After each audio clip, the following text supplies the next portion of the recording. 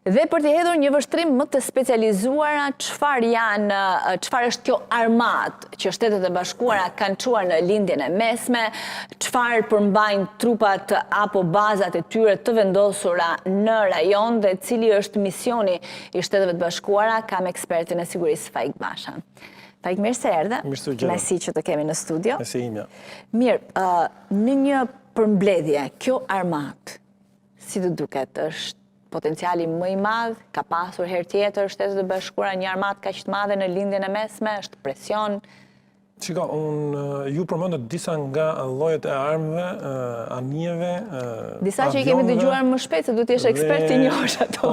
Patjetër. Jo duhet të jesh ekspert, por duhet të jesh ekspert me njohuri të thelluara për shkak se Shtetet e Bashkuara të Amerikës në këtë zhvendosje kanë kryer një zhvendosje po them të një njësie totale që përfshin nga forcat speciale deri tek forcat ajrore, detare dhe shërbimet e inteligjencës. Pra, praktikisht është një fuqi e cila përmban çdo element për kryerjen e një operacioni ndaj një shteti i cili ka treguar që ka një fuqi të madhe të raketave hipersonike dhe balistike, gjë e cila përkthehet në një rrezik potencial për personelin ushtarak dhe për bazat të Shtetet e Bashkuara të Amerikës që janë në lindjen e mesme dhe për shtetin e Izraelit. Një operacion të shtrirë në kohë apo goditje siç pam në qershorin e vitit të shkuar? Do të thënë duke parë potencialin. Janë bërë disa teste.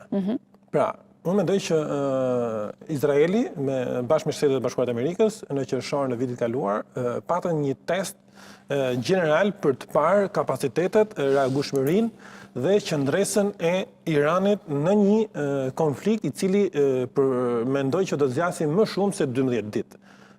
Duke parashikuar qëndrimin e udhëheqjes së regjimit, mund shkojë mbi 12 ditë dhe duke parashikuar në një alternativë të dytë, largimin e regjimit nga Irani dhe dërgimi i tyre në një kërkesë për azil në Rusi, gjë e cila është përfolur zakonisht shumë, por nuk është e konfirmuar nëse do ketë një zhvendosje të gjithë elitës drejtuese drejt Rusisë. Nuk përjashtohet që në këto ditë të cilë tensioni mes Shtetet e Bashkuara të Amerikës dhe Iranit, grupe të inteligjencës të Mossadit apo të inteligjencës së Shtetet e Bashkuara të Amerikës të jenë në brendësi të Iranit duke parë mundësitë për të kryer një eliminim të dytë, ashtu siç pam më parë në qershor ku Izraeli kishte futur pjesë të strukturave të saj në thellësi të